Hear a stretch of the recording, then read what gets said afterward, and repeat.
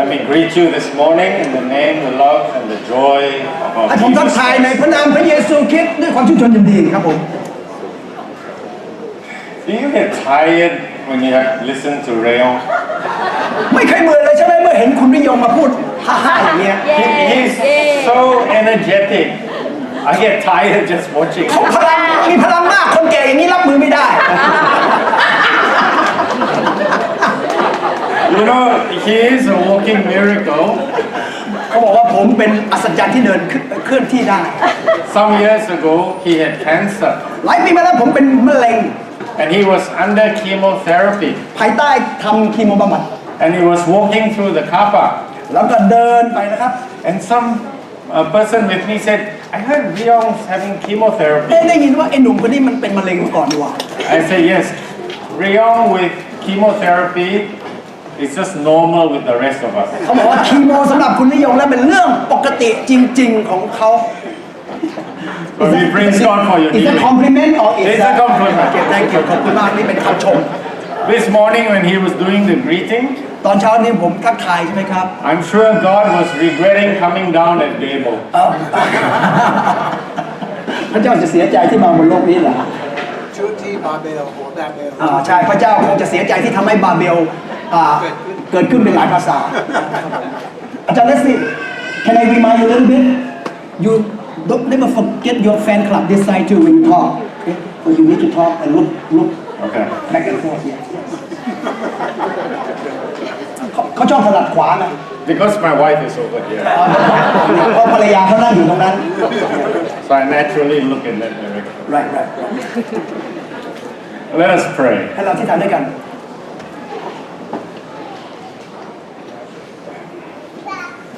Loving Lord, พระเจ้าแห่งความรัก we thank you for the joy of celebrating your birth. เราขอบคุณพระองค์สำหรับความชื่นชมยินดีในคริสตสมภพ We are glad for the celebrations, เราชื่นชมยินดีในการเฉลิมฉลอง the Christmas trees and the presents. ต้นคริสต์มาสของขวัญต่าง But in the middle of this, we are reminded that you come as a baby. ๆแต่ท่ามกลางสถานการเฉลิมฉลองเราได้รับการเตือนว่าพระองค์นั้นได้ประสูติมาเป็นพระกุมารพระเยซูอยู่กับเรา You came to bring the gift of our Father. พระองค์นั้นมาพร้อมกับของขวัญที่มาจากพระเจ้าพระบิดา Bring this gift afresh to us this morning. นำของขวัญชิ้นใหม่ที่มาจากพระเจ้าพระบิดาให้เรามีความชื่นชมยินดีฟื้นขึ้นมาอีกครั้งหนึ่ง And let our lives come alive with Christmas. ให้เรามีความตื่นเต้นในชีวิตและมีเข้าใจความหมายของคริสต์มาส For we ask this in the name of the Christ child. ทูลขอในพระนามพระเยซูคริสต์เจ้า Amen. อาเมน As you greet one another, ขณะที่เราทักทายซึ่งกันและกัน I'm sure many times you hear the question, are you ready for Christmas? และคำถามบ่อยครั้งที่เรามักจะได้ยินอย่างไม่ต้องสงสัยเลยว่าเราพร้อมหรือยังกับคริสต์มาส That is the title of my message today. Are you ready for Christmas? นั่นเป็นหัวข้อที่ผมจะแบ่งปันในเช้าวันนี้พร้อมแล้วยังกับคริสต์มาส Usually it means, have you got your decorations done at home? โดยทั่วไปหมายความว่าเราได้รับการตกแต่งประดับประดาคริสต์มาสที่บ้านเสร็จหรือยัง Have you bought your Christmas tree and have you put up the lights? ซื้อต้นคริสต์มาสหรือยังแล้วก็ติดไฟหรือยัง Christmas tends to be a very busy and hectic time. คริสต์มาสอาจจะเป็นช่วงเวลาที่ยุ่งและวุ่นวายจริงๆของปี But I suggest to you this Christmas, you might just find a little time of quiet. ผมอยากจะหนุนใจคริสต์มาสนี้เราอาจจะต้องใช้เวลามีเวลาเงียบๆกับพระเจ้า It's good to remind ourselves, เพื่อที่จะเตือนตัวเราเอง to remind ourselves of the gift that God has given us. ให้รู้ถึงของขวัญที่ดีที่สุดที่พระเจ้าได้ให้กับเรา So when someone says, have you had a good Christmas in a few weeks? เมื่อมีคนถามว่าเรามีคริสต์มาสที่ดีหรือเปล่า I wouldn't want you to answer it in terms of whether you had a good time or not. ผมไม่อยากให้เราตอบในเชิงที่บอกว่าเรามีความสุขกับมัน You may have been to some nice parties. เราอาจจะไปงานปาร์ตี้ที่สนุกมาก You may have received some nice presents. เราอาจจะได้รับของขวัญดีเลิศ But I want you to think and ask yourself whether God has come afresh to you this แต่ Christmas. ผมอยากให้เราหยุดและคิดและดูว่าถามตัวเองว่าพระเจ้าได้เสด็จมาอยู่กับเราอยู่ในใจของเราในปีที่ผ่านมาในวันเวลาช่วงคริสต์มาสนี้แบบนี้หรือเปล่า Start by thinking about this very special name of God. ลองคิดถึงพระนามของพระเจ้าของเราสิ Emmanuel. อิมมานูเอล God with us. พระเจ้าทรงอยู่กับเรา In most of the other faiths, ในความเชื่ออื่น God is distant ๆ พระเจ้านั้น somewhat. ดูเหมือนจะอยู่ห่างไกลเหลือเกิน And we have to do certain things in order to get closer to God. เราต้องพยายามทำหลายสิ่งหลายอย่างเพื่อที่จะเข้าใกล้พระเจ้า But how God reveals Himself in this very special name. แต่พระเจ้าของเราได้สำแดงพระองค์เองในชื่อต่าง He is the one who comes to us. ๆ องค์อิมมานูเอลพระเจ้าได้มาอยู่และอยู่ท่ามกลางเรา And so in a manger in Bethlehem 2,000 years ago, ในรางหญ้าที่เมืองเบธเลเฮม 2,000 ปีมาแล้ว God became a baby. พระเจ้าได้บังเกิดมาเป็นมนุษย์ในรูปของกุมารพระเยซู And we are told He grew in wisdom and stature. และเรารับการบอกว่าพระองค์นั้นได้จำเริญและเติบโตขึ้นและมีพระวิญญาณบริสุทธิ์ของพระองค์ He lived amongst us. และพระองค์นั้นสถิตและอยู่กับเราท่ามกลางเรา He healed us. พระเจ้ารักษาผมรักษาพวกเรา He died for และพระอง us. ค์ทรงตายที่บนไม้กางเขนเพื่อเรา He rose for และ us. พระองค์ทรงเป็นขึ้นมาจากความตายเพื่อเรา And He's coming again. และพระเยซูจะเสด็จกลับมาอีกครั้งหนึ่งเอเมน Amen. So, what can we learn this Christmas? แล้วเราจะเรียนรู้อะไรจากคริสต์มาสนี้ล่ะ If you have your Bibles, whether in hard copy or on your phones or tablets, turn with me to Matthew chapter 1. ถ้าเรามีพระคำของพระเจ้าเปิดไปที่มัทธิวบทที่ Matthew chapter 1, and the Christmas story is there from verses 18 to 25. 1เรื่องราวคริสต์มาสจากมัทธิวบทที่1ข้อที่18เป็นต้นไป If you want the longer version, you can turn to the Gospel of Luke. ถ้าอยากจะอ่านเรื่องราวคริสต์มาสนานๆยาวๆก็คือพระคำลูกา Now, I have just 3 lessons to share with you this morning. เช้านี้มีข้อหนุนใจ3เรื่องด้วยกัน And the person from whom we will learn these 3 lessons เป็นเรื่องราวที่จะเรียนรู้จากคนหนึ่งคนในเหตุการณ์ที่เกิดขึ้นเมื่อ 2,000 ปีมาแล้ว is sort of a ghost in the Christmas story. เป็นเหมือนคนหนึ่งที่โดนลืมไปในฉากที่เกิดขึ้นอันใหญ่หลวงเมื่อ 2,000 ปีมาแล้ว We see him, เราเห็นเขา we know he's there, เรารู้ว่าเขาอยู่ที่นั่นแหละ but did you know that he never says anything? แต่รู้ไหมเขาไม่เคยพูดอะไรเลย In the Christmas story, he has no lines. ในฉากเรื่องราวคริสต์มาสเขาไม่มีคำพูดหรือกล่าวคำอะไรเลย Who is he? เขาเป็นใคร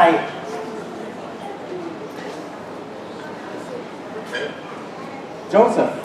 โจเซฟอายุเยอะอยู่โจเซฟเป็นโจเซฟเขาคือโจเซฟ Joseph is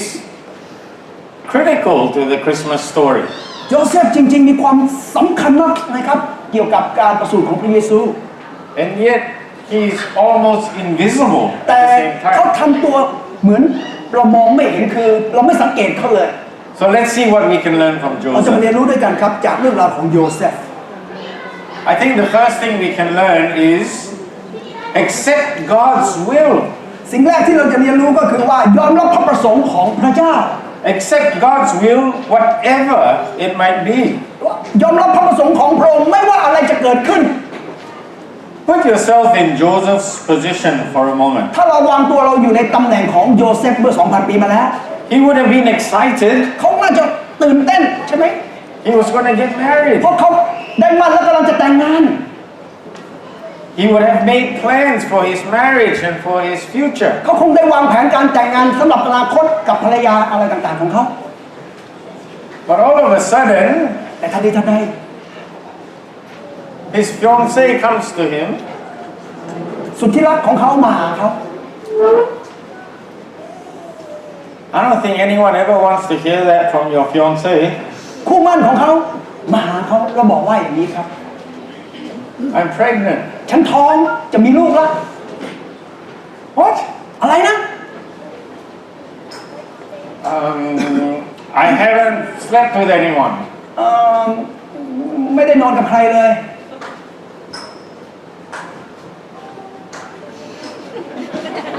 ไม่รู้มองไปมาที่ผมทำไมก็ไม่ทราบ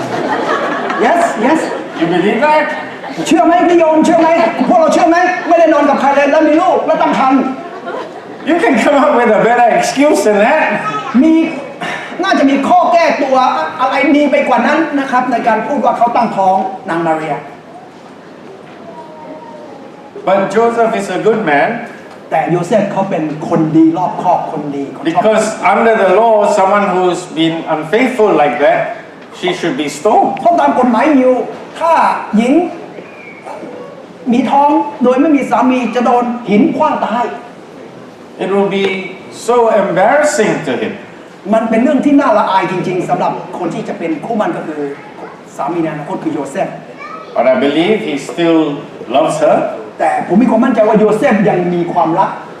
ในมา So เรียอยู่ he decides he will quietly divorce her. คบคิดภายในใจอย่างเงียบๆที่จะหย่าร้างเธอแบบเงียบ But he has a dream. ๆแต่ขณะเดียวกันเขาได้ฝัน An angel appears to him. ทูตสวรรค์ได้มาปรากฏในความฝันของเขา And the angel basically says, don't be afraid. This child is the Son of God. ทูตสวรรค์บอกว่าอย่ากลัวเลยอย่ากลัวเลย เด็กคนนี้เป็นมาจากพระเจ้า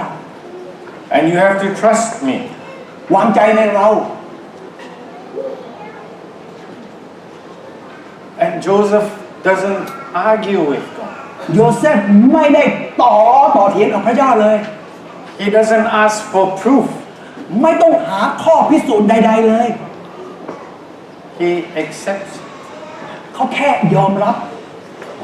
He doesn't even say anything. เขาไม่เถียงไม่พูดอะไรเลย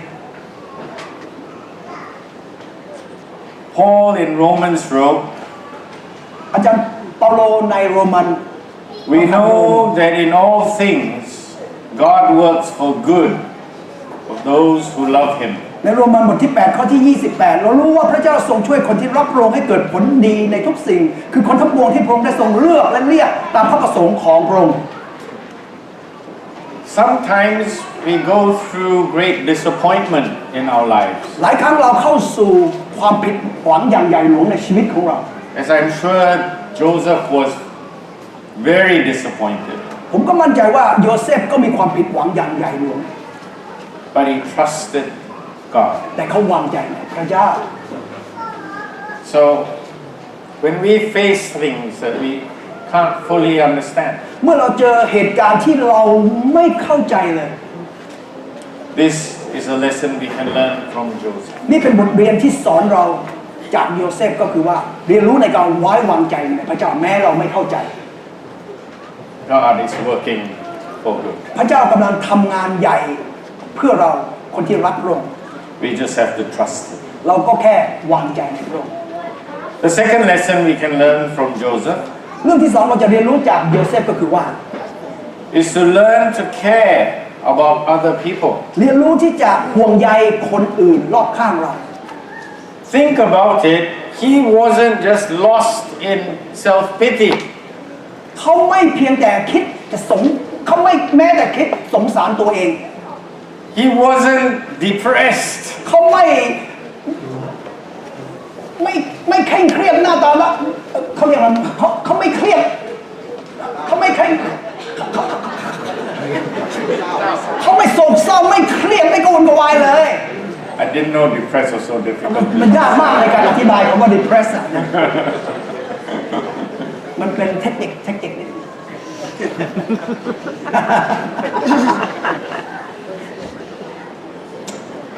He moved on. เขาใช้ชีวิตต่อไป He trusted God. เพราะเขาไว้วางใจในพระเจ้า And he recognized he had a very simple assignment. เขาเรียนรู้ว่าเขาได้รับมอบหมาย งานที่แบบเรียบง่ายจริงๆคือ his calling was to take care of Mary and the baby. พระประสงค์ของพระเจ้าให้โยเซฟก็คือว่าดูแลปกป้องแมรีและพระกุมารพระเยซู And in caring for his wife and the child, ในการที่จะดูแลห่วงใยคนในครอบครัว I think it helped him to forget about how he was feeling. ทำให้เขาจดจ่ออยู่กับสิ่งนั้นและไม่กังวลเรื่องนั้นเรื่องนี้ And I think this is such an important principle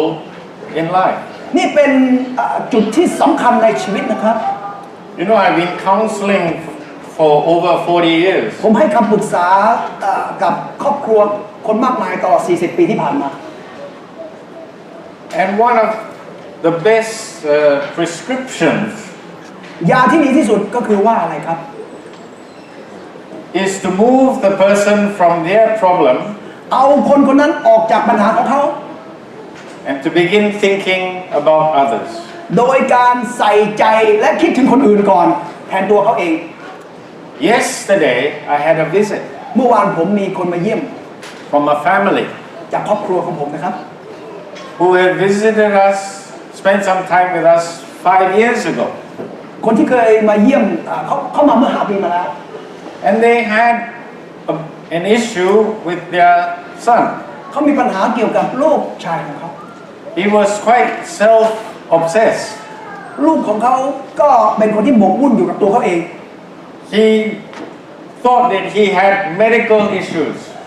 เขาคิดว่าเขามีปัญหาเรื่องเกี่ยวกับเจ็บไข้ได้ป่วยด้านเกี่ยวกับสุขภาพไม่ดีอะไรต่าง So he kept going for medical examinations. ๆแล้วเขาไปหาหมอเพื่อที่รับการวิเคราะห์แล้วบอกว่าปัญหาของเขาคืออะไร He would have MRIs and brain scans and colonoscopies. เขาเข้าสู่การ MRI X-ray เยอะแยะมากมายเพื่อที่จะรู้ว่าเขาเป็นไข้อะไรกันแน่ He had seen 15 doctors. ไปหาหมอทั้งหมด15 ท่านละ And all the 15 doctors said nothing is wrong. หมอทั้ง15 ท่านบอกว่าไม่มีปัญหาไม่เจออะไรในตัวคุณเลย But he was an internet doctor. He was an internet doctor. หมอนั้นก็คือหมอที่มาจากอินเทอร์เน็ตนะครับหมอที่หาจาก When I listened to him 5 years ago, he sounded like he had a medical degree. เหมือนกับว่าเขาได้จบด็อกเตอร์มา But at that time, I told him, we need to move away from your problem. ตอนนั้นผมบอกเขาบอกว่าคุณจะต้องออกมาจากปัญหาของตัวคุณเอง It took us 2 years. มันใช้เวลา2 ปีนะครับ But he eventually, after 2 years, went and started to volunteer in an organization. หลังจากนั้นเขาก็ได้ออกไปทำการจิตอาสา They cared for other young people or other people with a similar condition. ไปช่วยเหลือคนอื่นๆที่มีปัญหาเหมือนกับเขา And today or yesterday, they tell me he's now a leader. เมื่อวานครอบครัวนี้มาบอกว่าลูกชายของเขาตอนนี้เป็นผู้นำแล้ว He's a keynote speaker in เขา their เป็นนัก conferences. พูดที่เก่งและหนุนใจคน And I asked him just to confirm for my message today. ผมก็ถามเขาอีกครั้งหนึ่งเพื่อที่จะเป็นพยานเรื่องวันนี้ I asked him what was the turning point for you. อะไรเป็นจุดเปลี่ยนสำหรับคุณล่ะ And he said, when I stopped thinking about myself. จุดเปลี่ยนก็คือเมื่อ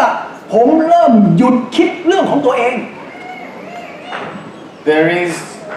a mystery in Jesus' teaching. มันเป็นเรื่องที่น่าชงนมากและอัศจรรย์มากเกี่ยวกับคำสอนของพระเยซู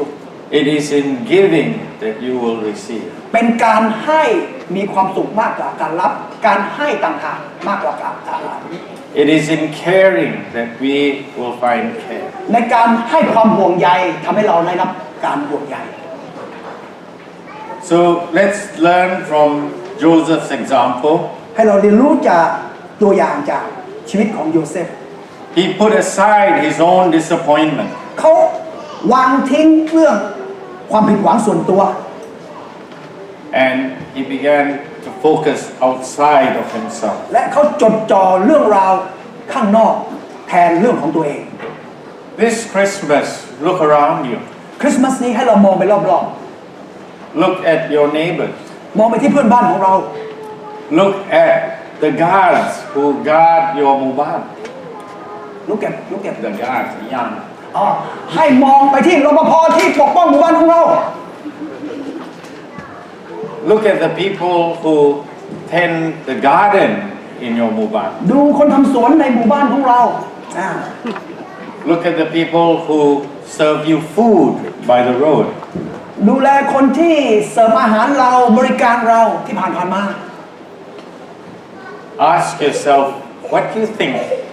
you might be able to do for them. ถามตัวเราเองว่าเราจะทำอะไรแสดงออกถึงความห่วงใยที่เรามีต่อเขาบ้างล่ะ And I assure you this will be a more meaningful Christmas. ผมมั่นใจว่าเมื่อเราได้ทำเราจะเห็นความหมายของคริสต์มาสต่างจากคริสต์มาสที่ผ่านมา We have so many children here in our midst. ที่นี่เรามีเด็กๆเยอะนะครับ I always think back to when I was that age at Christmas. ผมมักมองย้อนไปสมัยผมเป็นเด็กๆเหมือนเด็กเล็กๆเหล่านี้แหละ And I'm very grateful that our family had a practice. ผมขอบคุณพระเจ้าที่ครอบครัวเรามีหลักการปฏิบัติก็คือว่า Every year before our family, extended family Christmas dinner, ก็ทุกๆปีก่อนที่ครอบครัวเราจะนั่งลงและทานดินเนอร์ในช่วงคริสต์มาสด้วยกัน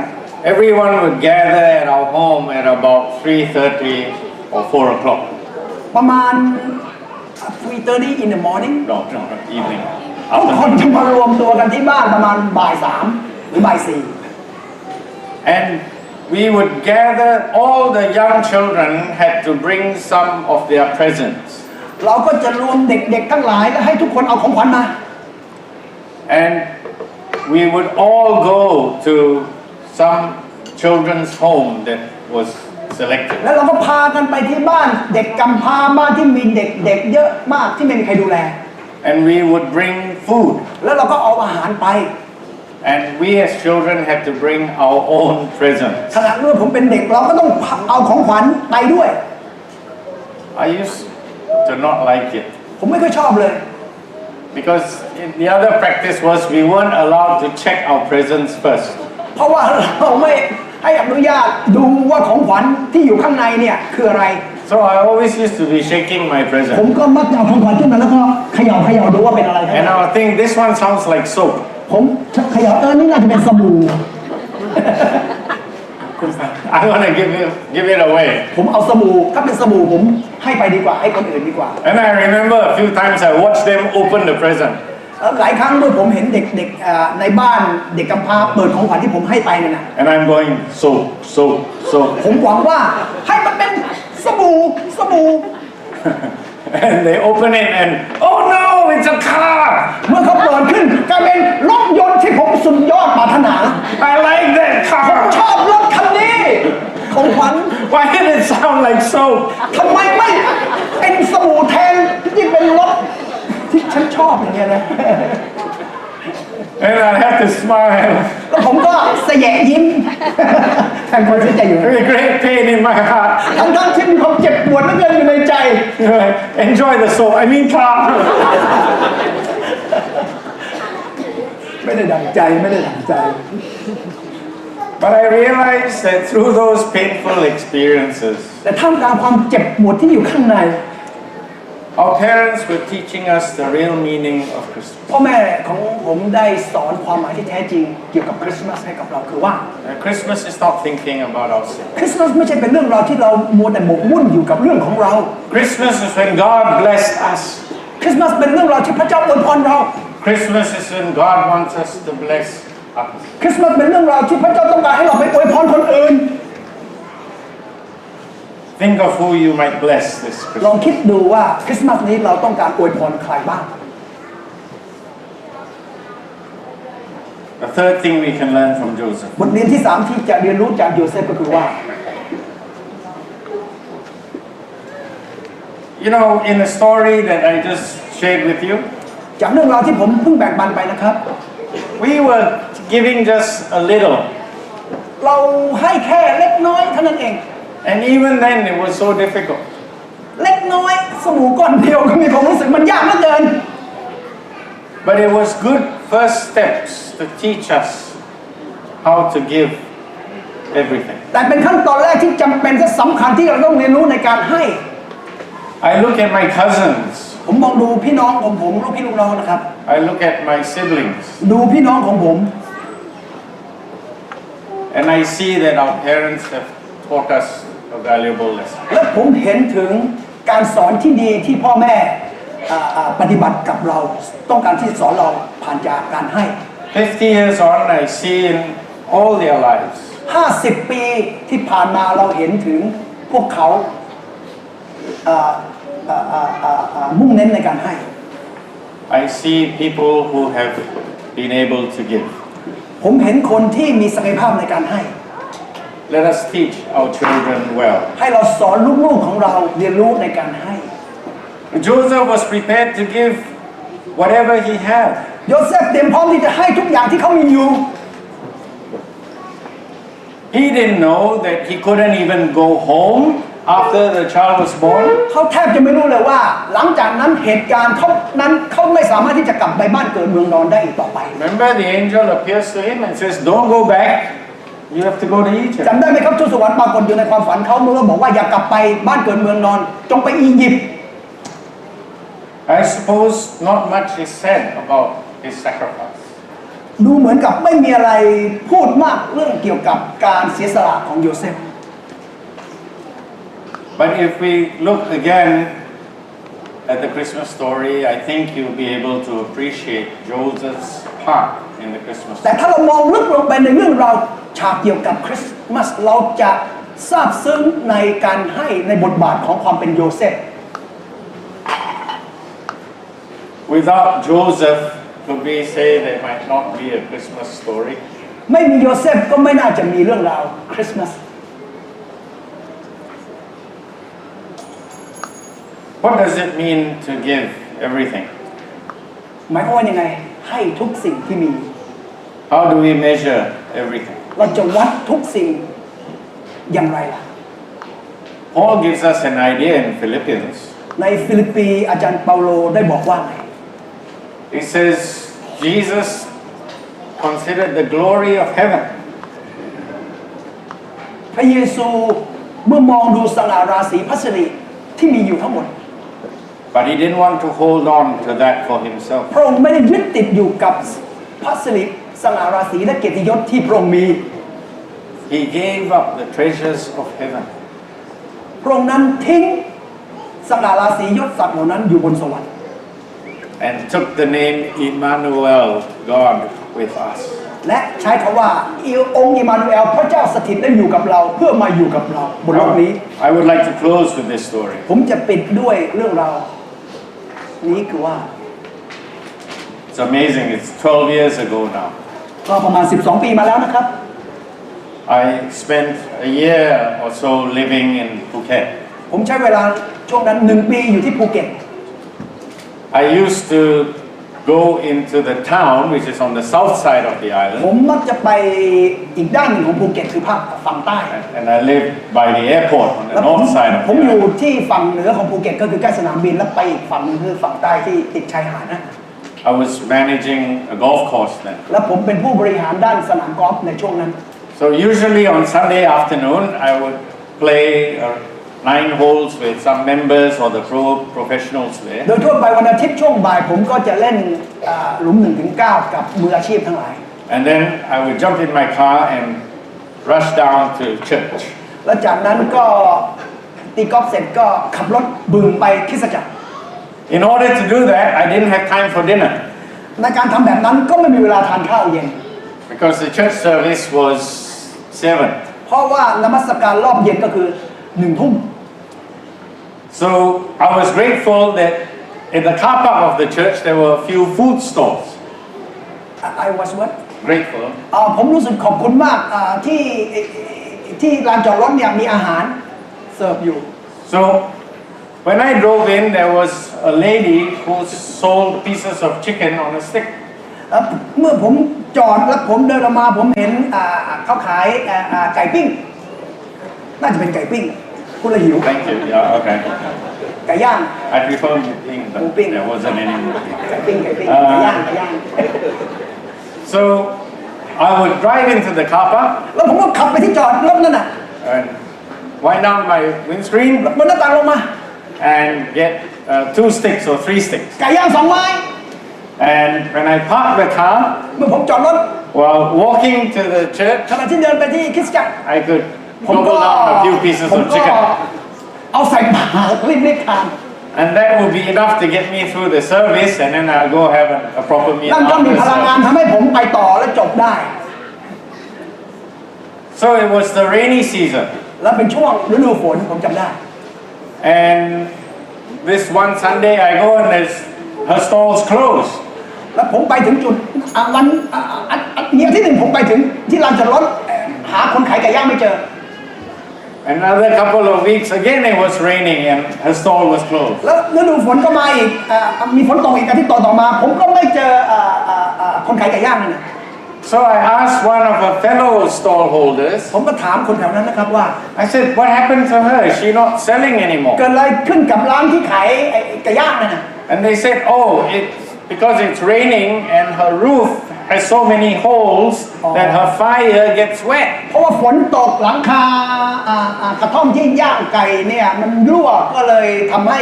เตาเนี่ยมันไฟไม่ติดเลยต้องงดทำไก่ย่าง So when it's raining, she doesn't sell. เมื่อฝนตกเขาก็ไม่ขายไก่ย่าง And I thought to myself, my goodness, it rains half the year here. โอ้แย่จังเลยปีหนึ่งฝนตก6 เดือนแล้วทำยังไงล่ะ So when I went into church, แล้วเมื่อผมไปคริสตจักรนั้น I asked a few ladies there, ผมก็ถามคนผู้หญิงเหล่านั้นว่า I said, can you do me a favor? ช่วยผมหน่อยได้ไหม Can you buy a covering like a canvas sheet in town? คุณไปซื้อไอ้ผ้าใบ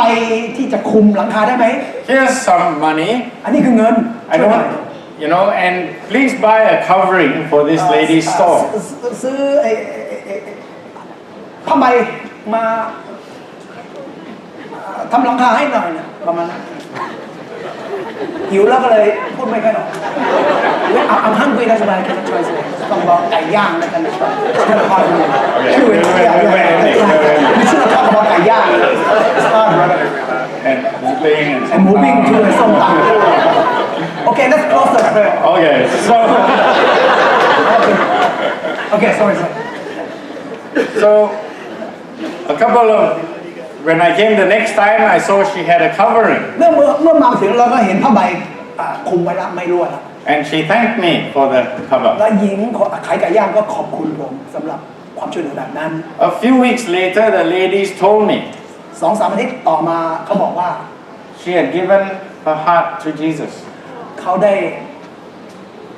ได้ต้อนรับพระเยซูเป็นพระผู้ช่วยให้เรา And then they said she would like to invite you for a meal. และเธอต้องการเชิญอาจารย์เลสลี่ไปทานข้าวเย็น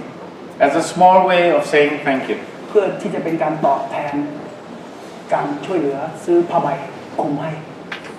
So the next week, และอาทิตย์ต่อมา after service, หลังจากนมัสการ we walked to the back of the car park where she lived. แล้วก็เดินไปบริเวณที่ร้านของเธอติดกับที่จอดรถ I would struggle to call it a house.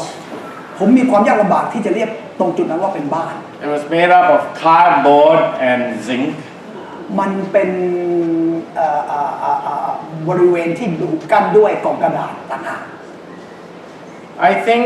the size was about 4 tables put together. ขนาดความกว้างของบริเวณเขาเรียกว่าบ้านเนี่ยประมาณกระดาษ4 แผ่นมารวมกัน I had to crouch to come in. โต๊ะ4 โต๊ะมารวมกันผมก็ต้องเอาหัวก้มลงแล้วก็ลอดเข้าไปในบ้าน Almost knocked my head on the bare light bulb that was hanging เกือบ there. จะเอาหัวไปชนหลอดไฟที่แขวนอยู่ในตัวบ้าน We sat on a mat. แล้วก็นั่งลงที่พื้นเสื่อ There was a little fan in the corner. แล้วก็มีพัดลมอยู่หัวมุม It had 2.5 blades. เป็นพัดลมที่มีขา2 ขา And it didn't have a cover. และไม่มีอะไรคลุมอยู่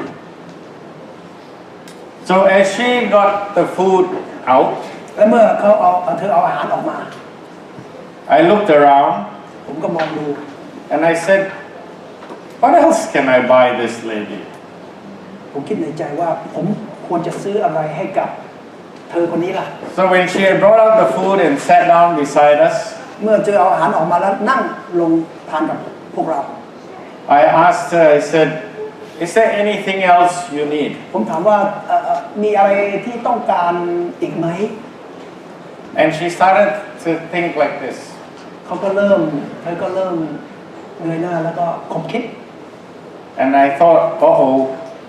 ผมเริ่มตกใจโอ้เกิดอะไรขึ้น because I thought I saw dollar signs ผม and กลัวว่าเงินบาทเยอะแยะมากมายที่เธอจะเรียกร้องจาก and then I steadied myself. ผมก็ทำตัวให้มันหนักแน่นหน่อย I thought, what can she ask for that I can't afford to buy? ผมก็คิดในใจเธอจะต้องการอะไรมากไปกว่าที่ฉันให้ไม่ได้หรอ So while I was having all these negative, selfish ความ thoughts, คิดที่เป็นอคติที่กลัวอย่างนั้นอย่างนี้อยู่ในใจของผม she took my hand. เธอก็จับมือผม She looked at me. แล้วก็มองที่ผม And I thought, here comes the request. ผมคิดว่าความต้องการของเธอจะเปล่งออกจากปากละ I was praying she wouldn't say, can you buy me a new house? ผมอธิษฐานว่าอย่าให้เธอต้องพูดว่าซื้อบ้านใหม่ให้ฉันหน่อยคุณเลสลี่ But looking at me, she said, เมื่อเธอมองมาที่ผมแล้วก็บอกว่า it's very kind of you. เธอช่างเต็มไปด้วยความเมตตาจริง But because I have Jesus, ๆคุณเลสลี่คุณช่างเป็นคนที่มีความเมตตากรุณาจริงๆแต่ฉันมีพระเยซู I have everything. ฉันมีทุกอย่างแล้วพอละว้าว I sat there ผมก็นั่งอยู่ที่นั่น and a tear came down my face. น้ำตาก็ไหลออกมา And she said, I'm sorry, did I say something เธ wrong? อก็บอกว่าขอโทษนะฉันพูดอะไรผิดเหรอ I said, no. ผมบอกว่าไม่ใช่ I've never heard anything more correct. ผมไม่เคยได้ยินอะไรที่ถูกต้องมากไปกว่าคำพูดของเธอเมื่อกี้ And she said, why do you cry? แล้วทำไมเธอร้องไห้ล่ะ I said, I cry because I'm disappointed with myself. ผมบอกว่าผมร้องไห้เพราะว่าผมรู้สึกผิดหวังกับตัวของผมเอง You have just shown me เธอได้พิสูจน์ให้ฉันรู้ว่า that with all of my theological training, หลักศาสนศาสตร์การเรียนพระคำการที่ฉันมีพระวจนะของพระเจ้า เรียนรู้มาเยอะแยะมากมายเนี่ย with all of my years of service, หลายปีแห่งการรับใช้พระเจ้า with all of my pride, หลายปีที่มีความทรนงภูมิใจในตัวเอง I have not understood the gospel as you. ผมไม่ได้เรียนรู้ความหมายของพระคำของพระเจ้าเท่ากับคำพูดของเธอเมื่อกี้ So I have called this story the parable of the chicken lady. นี่คือเรื่องราวของหญิงย่างไก่คนนั้นแหละ Because I have Jesus, เพราะว่าฉันมีพระเยซู I have everything. เมื่อฉันมีพระเยซู ฉันมีทุกสิ่งแล้วในชีวิต May the baby of Christmas ขอให้พระเจ้าพระกุมารคือพระเยซูนั้น bring you everything. นำทุกสิ่งทุกอย่างให้กับเรา Let us pray. ให้เราร่วมใจกันอธิษฐาน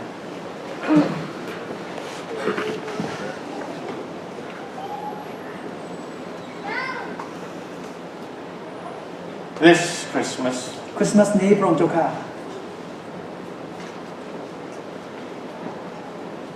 teach us this precious lesson. สอนเราในบทเรียนที่เราเพิ่งเรียนรู้ไป That because we have Jesus. เพราะว่าเรามีพระเยซู We have everything. เรามีทุกสิ่งทุกอย่างแล้ว Thank you ขอบพระคุณพระองค์ for everything. สำหรับทุกสิ่งทุกอย่าง Amen. ในพระนามพระเยซูคริสต์เจ้าอาเมน